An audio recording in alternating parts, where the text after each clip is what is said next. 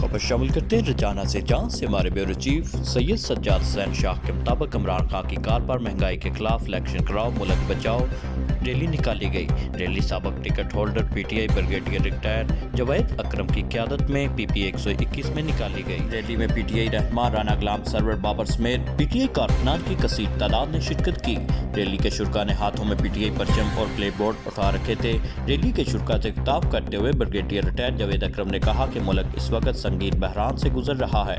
इस वक्त मुल्क आइन और कानून के बगैर चल रहा है। पोर्ट्रेट हुकूमत ने एक मरतबा फिर रात के अंधेरे में मिनी बजट के जरिए महंगाई का बम गिरा दिया है, जिससे लोगों की जिंदगी अजीरन होकर रह गई है। इसी सूरत हाल में फिलफौर इलेक्शन का ऐलान किया जाए ताकि आने वाले मुंतखब हुकूमत मुल्क को कौम की तरक्की के लिए अपना किरदार अदा कर सके।